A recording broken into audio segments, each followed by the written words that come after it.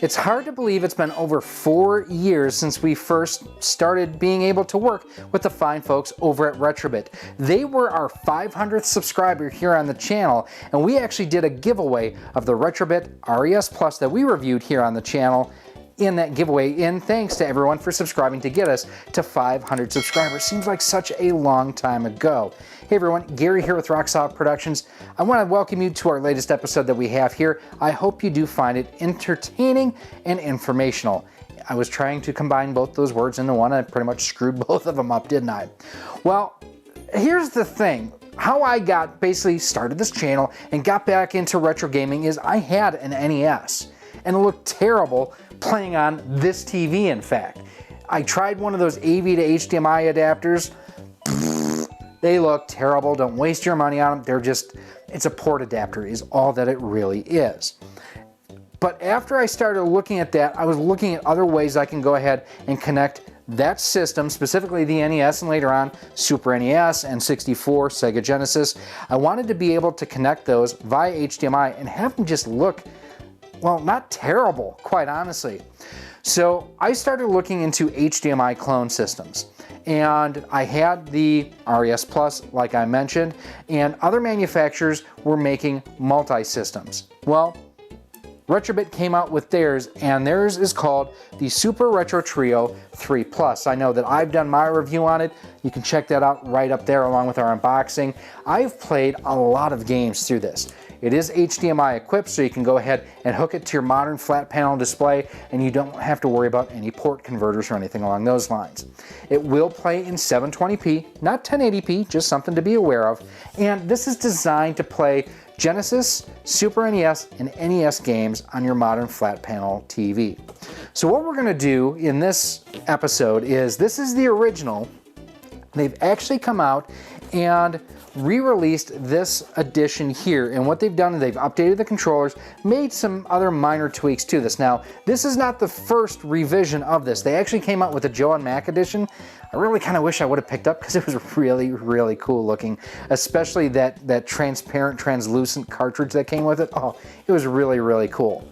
So what we're going to do in this episode is we're going to unbox this, we're going to compare it to the original, and we're going to do some gameplay, and we're going to do some imports along with US games as well. Let's get started. Let's go! So here you can see the Super Retro Trio 3 Plus HDMI enhanced, compatible with Genesis, NES, Super NES right on the front of it. And just for comparison, here is the original box, and pretty much it's identical except for the controllers as shown on the front of the box itself. And we are going to compare both systems and the controllers to each other. It does include a 6-foot HDMI cable, 2 classic controllers, multi-region capability, AV and HDMI out right on the front. On the back, basically just walks you everything that the system will do. Set up your retro gaming experience and relive 3 classic systems like never before in 720p resolution. That is one thing here. It is 720p capped. It is not 1080p. The SR3 Plus is the premium top loading console for all your original NES, Super NES, and Genesis games. In addition, Super Famicom will work in this, along with Mega Drive games will work in this too. Custom built with 3 cartridge slots, 6 controller ports, and now with HDMI compatibility. Compatible with NES, Super NES, and Genesis game cartridges. Again, will also work with Super Famicom and with Mega Drive as well. It will actually work with Famicom if you have a 60 to 72 pin adapter, which we will go ahead and test out. AV and HDMI includes 2 6-foot wired controllers, controllers compatible with Super NES and select Retrobit consoles, 2 controller ports for NES, Super NES, and Genesis controllers. So let's go ahead and open this up.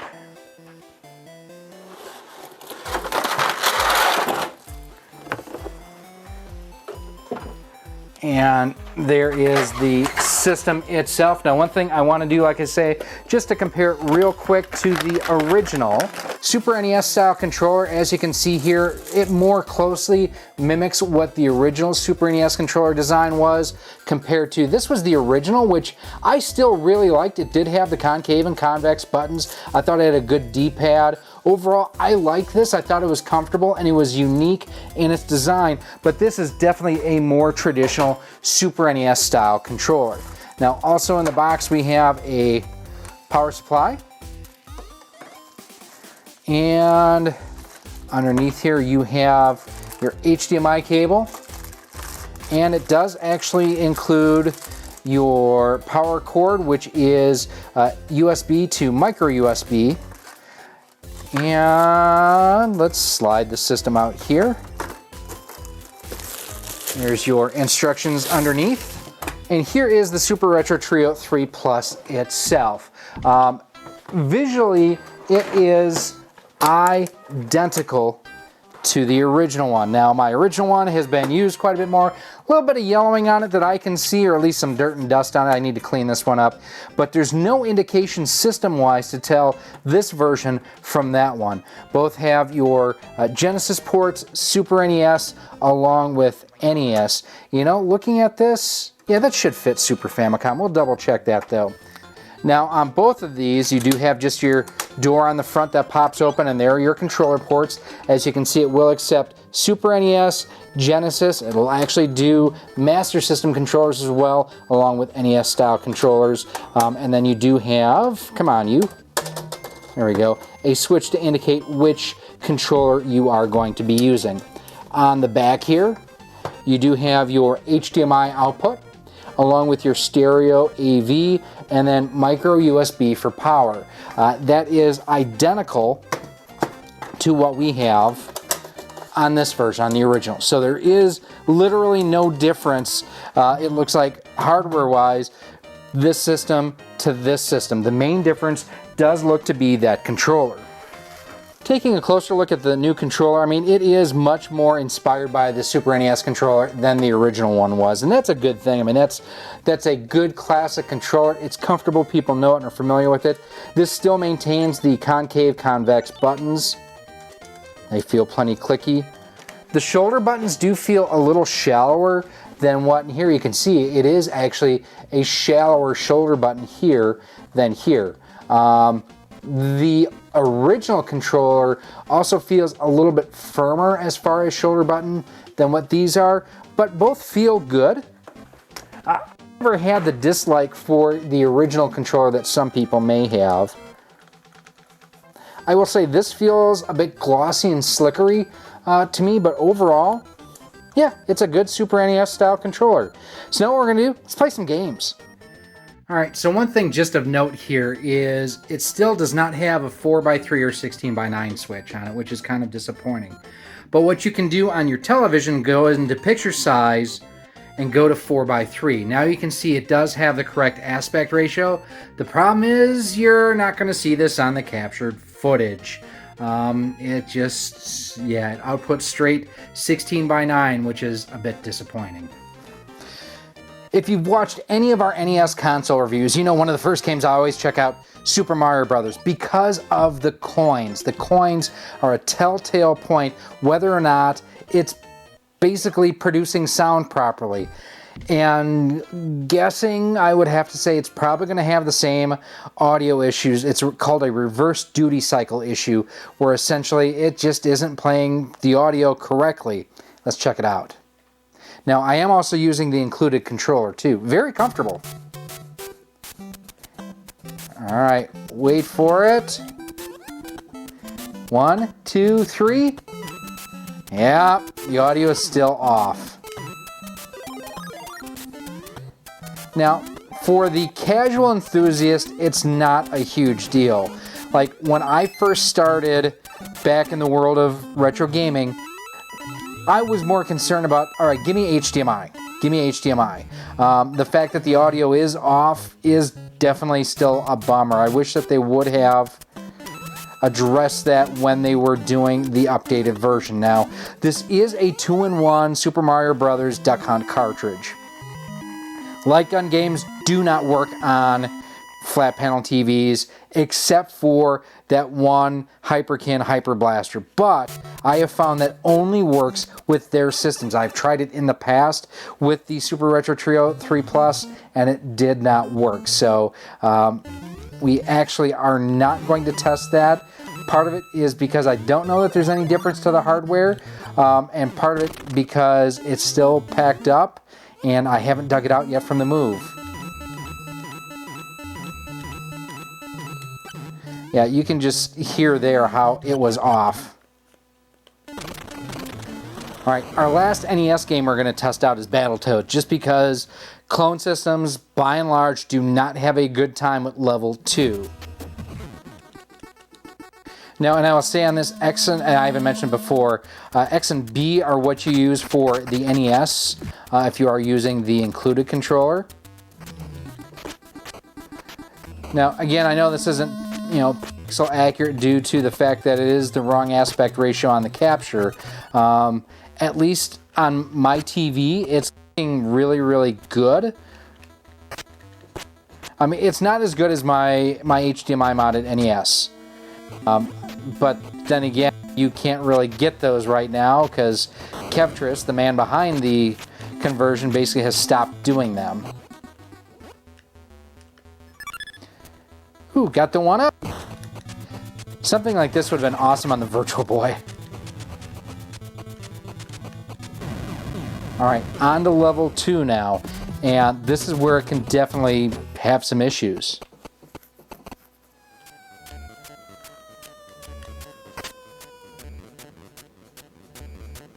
In there, I have already had some issues. That's quick, so I would say does not work with Battletoads. Now, I said that was going to be the last NES game. I lied. We're going to try out a PAL game really, really quick. I do love my German version of Darkwing Duck. What can I say? Now, the interesting thing, too, is because I've played this version of Darkwing so much, for me, I can't necessarily play US version as well. I'm used to kind of the faster pace that the PAL version plays. Yep, able to go ahead, play through Darkwing, and I mean, this does not look terrible at all. Button presses are accurate. Now, I'm sure if I compared it back to back with my HDMI modded one, the colors would definitely be different. Okay, last thing we're going to do after we get a free guy there, we're going to actually test out a Famicom game really quick using a 60 to 72 pin adapter.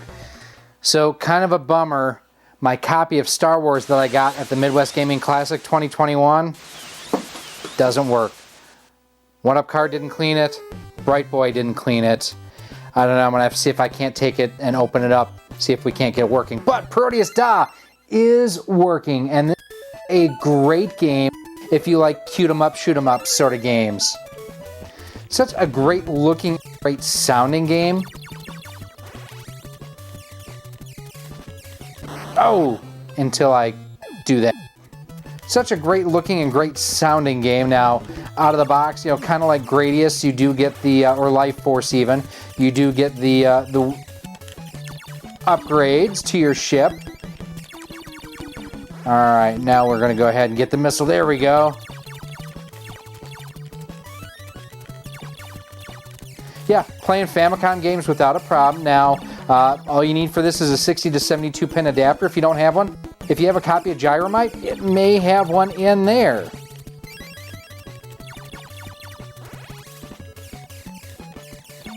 Alright, let's see if we can't get the... Oh, I missed that one! Yeah, this is such a great game. I know I looked for it forever, and now that I have, I like never play it. And it's stupid silly, too. That's the other thing about it. Oh, I missed the bell! Ah! It's been far too long since I've spent time with my good pal, EWJ. Now, one thing of note here, this is actually a PAL version of this game. Again, one that I got in Germany. So it is technically Super Nintendo, but it is European Super Nintendo. And this is one of the rare games that actually have the US, the Japanese, and the PAL version of.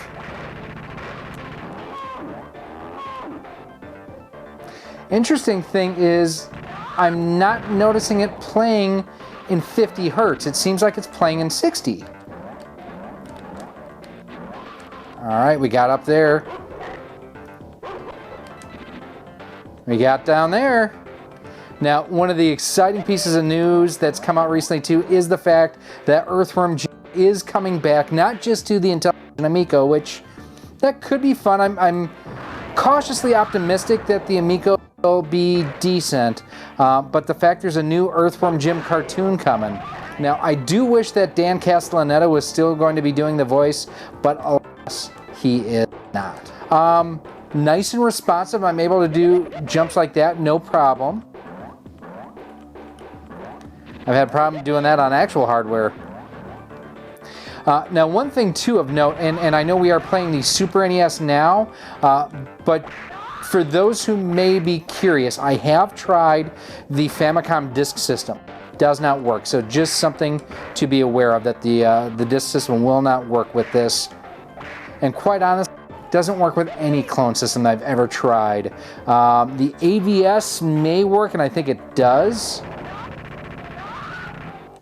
But that's also a system that's much harder to get your hands on right now, and quite honestly, twice the price.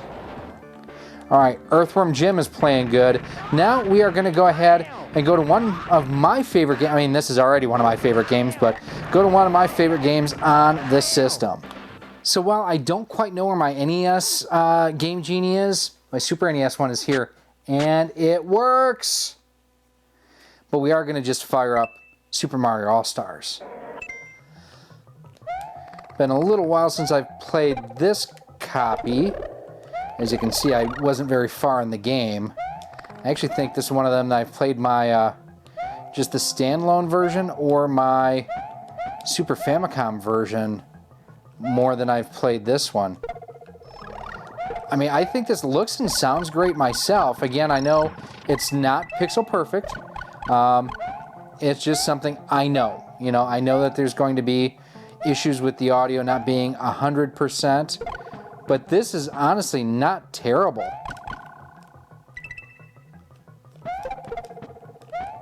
That was interesting how I managed to get that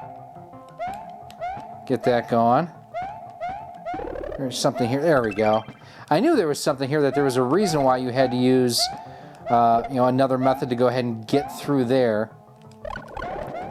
Now, this is my US copy of Super Mario World as well, so I mean, looks good, plays good.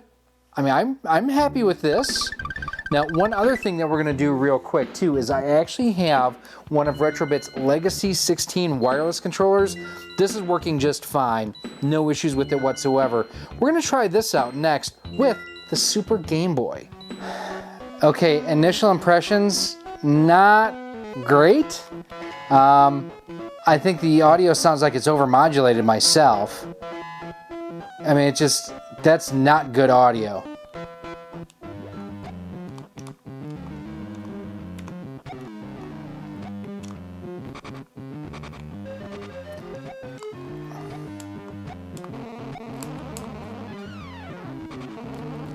Yeah, I will say the audio is actually really disappointing. And I don't remember if I tested the audio on, or even tested the Super Game Boy when I did my original review. I think I did. Now, one thing I will say is I know I did not have a copy of Ducktales 2, so it could be game specific. We'll try another Game Boy game here in just a moment. Ooh, hidden area. Yeah, the audio is just very poor, I think, on this. And again, it could be game specific, so what we're going to do, wow, a little bit of lag and slowdown there too, is we are going to go ahead and we are going to change to another game. Donkey Kong for the Game Boy also sounds a little bit overmodulated. Now, A and B are actually functioning as A and B too, so that's important to note as well.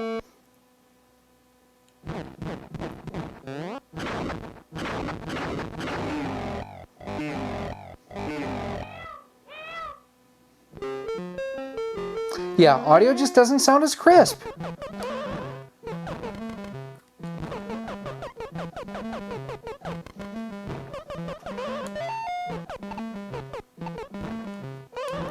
One thing I've always noticed about this version as well is Mario controls a little bit more slippery.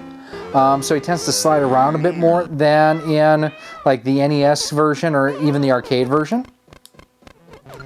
Alright, so overall, I don't think this is definitely not a strength of the system.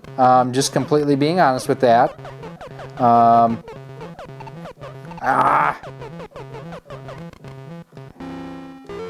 Yeah, especially there in the kind of victory music too, you can kind of hear how it's distorted. Let's finish it off with some Genesis games. Oh yeah, we're starting off with a heavy hitter with Zero Wing, and I'm actually using my JVC XI 3-button controller. So let's go ahead and we'll press the start button.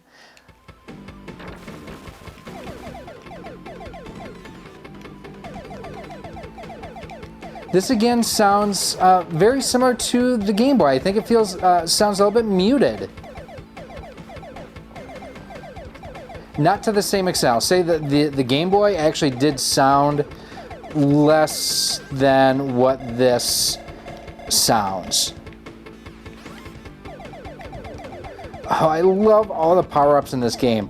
This is such a terrific... I mean, I know people talk about this game because of the meme. You know, all your base all belong to us. Somebody set us up the bomb, all that stuff. I absolutely love this game, and I'm glad that I finally got a chance to play it thanks to the Top-One collection available from Retrobit. Yeah, I mean, plays great. I think the audio is a little bit off. I think it looks really good. As I got hit there. Alright, we're going to kind of go through the Genesis a little bit more quickly because, well, we've been doing this quite a long time, so let's fire up our next game. This is not something I'm going to go into a lot of depth with, but I did want to show that it does work with Japanese import Sega Mega Drive games as well. This is Super Masters, and actually something that I got from Video Game Monthly. So yeah, it does work with imports. So I had initially thought Sonic 3 and Knuckles didn't work. Well, then I just tried putting Sonic 3 in the system here, and well, it didn't play on its own. It was filthy. So I went ahead, cleaned it out. So we are going to go ahead and try Sonic 3 and Knuckles. And again, still using our JVC controller here. The intro of this just reminds me of Sonic Mania, and I think that's very deliberate. I think that's what the Christian Whitehead and the developers with Sonic Mania were kind of looking to bring Sonic 3 back.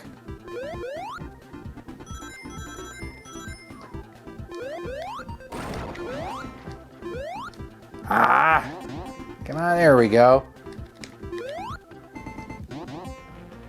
It has been a little bit too long since I've played this. I didn't quite remember what I was looking to do here. Oh, you suck. But definitely good to know that this will play Sonic and Knuckles without any issues whatsoever. It's got good background detail and everything on here. Alright, let's go into the bonus here real quick.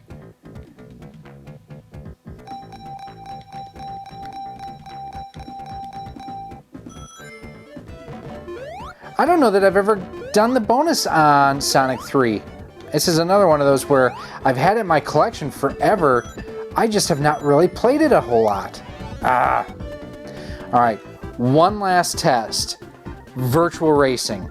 And I know Virtua Racing generally doesn't work on clone systems, but dang it, we're going to try it. Well, I hate to say I saw it coming, but I saw it coming.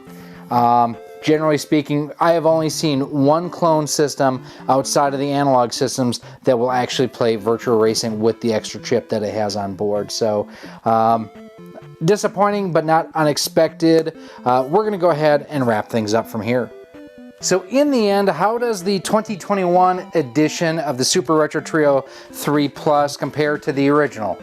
Well, it's really more of the same, quite honestly. That's both good and bad, and a little disappointing too. I mean, you figure they've had a few years to work on this. I really would have liked to seen a 16:9 4:3 switch. I really would have liked to see that. because if they would sort of had that, this would have made this one of the best multi-systems out there. The new controller felt fine. I did feel like it was a little bit sensitive, especially on Rad Racer, kind of towards the top of the D-pad. It seemed like it was just oversensitive side to side. Wasn't really thrilled with that, but I can always use other controllers with it, like their excellent, you know, the Legacy 16 works great with it. Their own Sega Genesis controllers that they have, their wired and wireless ones, works great with it. Overall, a very positive experience, if and so much as you can go ahead and change your TV to 4:3 instead of 16:9. That is something pretty significant on there. Did work with the Super NES and the Genesis Game Genie. I still don't know where my NES one was. Since these two work, I'm going to assume that the NES one works. I could be wrong though, completely throwing that out there for you. I was a little bit disappointed that the audio, as our Game Genie is going to fall, drop tested from 5 feet now, the audio on the Super Game Boy, I don't recall it being off in the original, and it definitely seemed overmodulated here. That being a bit of a bummer. I'm going to lay that down so that doesn't fall too. But glad to see that Sonic 3, Sonic & Knuckles worked with that lock-on technology. No issues whatsoever there once I clean my game. So I do want to thank Retrobit for sending us another one of these for us to check out and revisit yet again. Now, if you do want to pick one of these up, I do have a link down below to where you can get them. If you are looking for our original review of the Super Retro Trio 3 Plus, I'll have that linked down below for you. We also have a really interesting shootout between this and Hyperkin's Retron 3 HD that shows strengths and shows some weakness on each system. I will have that video for you linked for you right up there. Now, if you do have any other comments or questions, as always, feel free to leave them down below in that comment section. You can also go ahead and email me at rocksolidmail@gmail.com.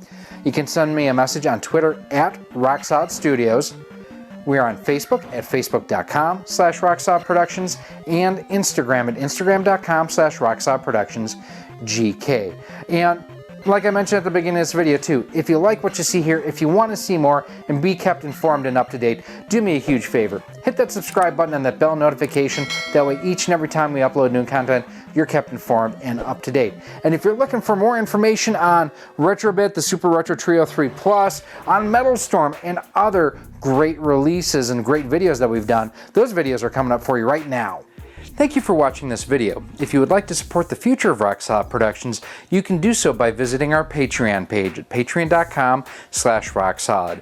For as little as $1 a month, $12 a year, you'll get early access to all of our video content, exclusive content, and a whole lot more. You can also become a channel member here on YouTube for as little as $1.99 a month, and with that, you get a badge next to your name when you comment or post on the channel, and you are acknowledged whether you are a channel member or a Patreon supporter at the end of each and every one of our videos.